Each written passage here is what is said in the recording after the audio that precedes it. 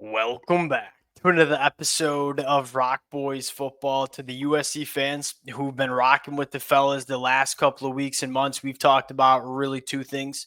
One, we've talked about USC and getting back to the state of California on the recruiting trail. The second thing we've talked about is the state of California in the 2026 class probably being the most talented we've seen in the last 10 years. It gets better over the last couple of days as a couple of really good players in that 2027 class reclassify to 2026. Want to talk about some of those names, talk about some more California targets for this USC program over the next couple of weeks and months. Before we get into it, as always, to the USC fans, it's been really fun talking this program on the recruiting trail. We've said it time and time again. It just feels different. The amount of support that the USC fans have shown the boys over the last couple of weeks and months has been amazing. Appreciate you guys. If y'all do enjoy the content, consider subscribing to the channel. Much more importantly, to the USC fans, we've talked about probably 40 kids from the state of California over the last couple of weeks. If there are some names that I am sleeping on, because I know dang well that y'all are following the state of California closely too, throw it in the comment section. We'll probably put it in some more episodes that we're talking about the next couple of weeks. Appreciate you guys more than you guys know. Without further ado, let's get into it. I want to start on the line of scrimmage. Richard Wesley, number 2 player in the class of 2027, going to be reclassifying to 2026. And this is another one of those that, we talked about Jakeem Stewart reclassifying, specifically when it comes to line of scrimmage players. Not everybody can reclassify because there's not a lot of guys that are able to skip a year and have that physical maturity to come in and play college football at 17 years old. Richard Wesley, kind of one of those guys, 6'5", 250. What I love most about Richard Wesley, and I really just got into his film this morning once I saw the news that he was reclassifying, there's two things that pop. Number one, this kid's really, really powerful for an edge rusher, right? At 6'5", 250, that frame is filled out. He is long. He's got some really, really heavy hands, devastating hands when it comes to going speed to power. But he also couples that with a really good get off and a lot of flexibility bending that edge. And so that allows him to win in two different ways. One, hey, I can go right through you, speed to power with my heavy hands, but I can also win from an athleticism standpoint with a really good get off and being bendy around the edge. When you can challenge tackles in two different ways, one from a power standpoint and the second from a speed standpoint, there's just not a ton of tackles that can kind of do both. And so you're really putting yourself in a really good advantage rushing the passer when you have the ability to win with power, when you have the ability to win with your get off and speed and flexibility. Richard Wesley has that. Really good against the run too. And we talked about it. The one thing we want to see USC take that step in, specifically on the defensive side of the football, not only in 2025, but over the next couple of years, we want to be more dominant along the line of scrimmage, stopping the run. We want to force more of those 3rd and 7+ situations where we can really pin our ears back and get after the quarterback. Richard Wesley helps that in two ways. One, he's really good on the edge, stopping the run, very similar to Cam Fountain, right? One of the things that nobody talks about with Cam Fountain, but I think makes him such a great football player going into 2025, he's not only a pass rusher, he's really good against the run too. And when you want to have an elite pass rush, where does it start? It starts stopping the run. You can have as good of a pass rush as you want, but if you're kind of consistently giving it up in the rushing attack and not really getting into those 3rd and long situations where you can get after the quarterback, it don't really matter. So you need guys that can get after the passer, also stop the run. Richard Wesley is that guy, and I'm not concerned about him reclassifying because he certainly looks the part as we sit right now. Number 2, Havon Finney. We haven't talked about him yet. Reclassified, I believe, a week ago, maybe a couple days ago.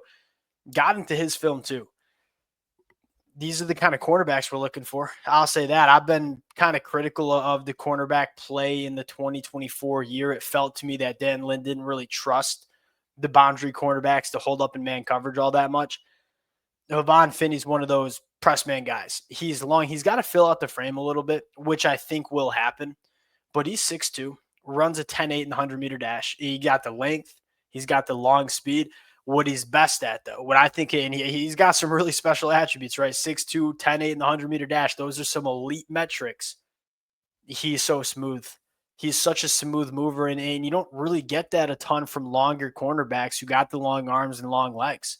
Sometimes they can run really fast in a straight line, but when it comes to playing man coverage and being really smooth with your movement patterns and mirroring wide receivers, there not a lot of cornerbacks that combine long speed, length, and movement skills.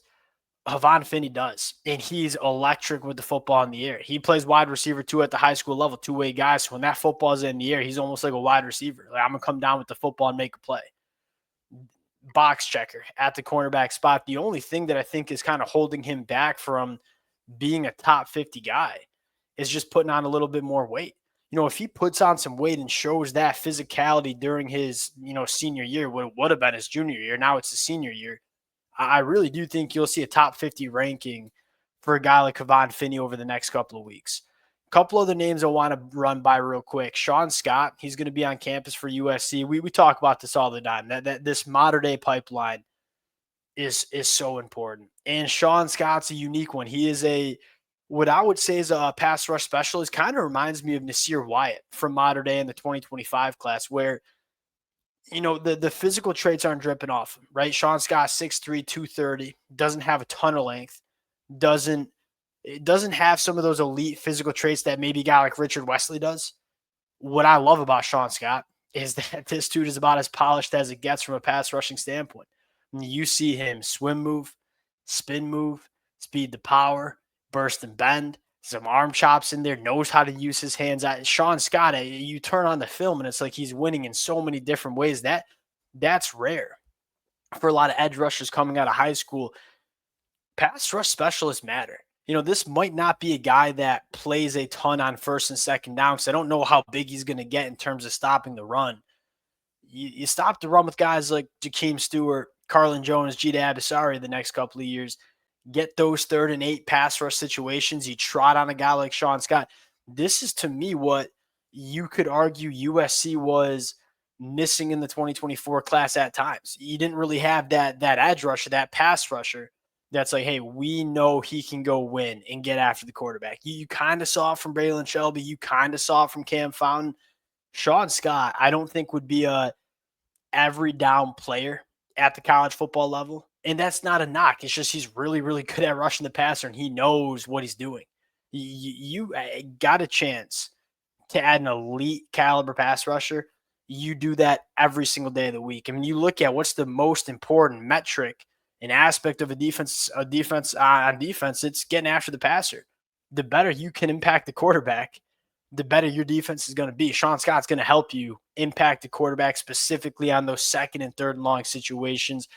Last one that seemingly USC is getting in on is Cody Green. You're going to get him for an official visit in the summer. These are the recruiting battles, and we're going to talk about a lot of them. You look at Oregon and USC, there's a really good shot that both of these programs finish with top 5 recruiting classes in 2026. There are a ton of USC, Oregon recruiting battles that are going to play out over the next couple of weeks and months, and I don't know if there's many bigger than Cody Green. And he's currently committed to Oregon, but USC is going to die trying to get him to flip. There's been a big push from a lot of other California kids who are committed to USC, getting these Cali kids to stay at USC. Cody Green is the guy that you want to turn it up for. He's 6'6", 285, 80-inch wingspan, really good athlete, fires out of a stance at a high level. I think he can use his length a little bit more. I think he can fill out that frame a little bit more as well. But he's got every single spec in the book for like a prototypical tackle in the Big Ten. You want to bet on these kids every single day of the week. Over 50 official visits set for USC in the summer. Going to have a ton of talent on campus for the spring. Some of these spring practices, we'll be breaking them down as they start to take place. To the USC fans, like we say pretty much every single episode at this point, buckle up, because we're going to be breaking down a lot of commitments over the next couple of weeks and months. Appreciate you guys rocking with it. If y'all do enjoy the content, consider subscribing to the channel, and we'll talk to y'all later.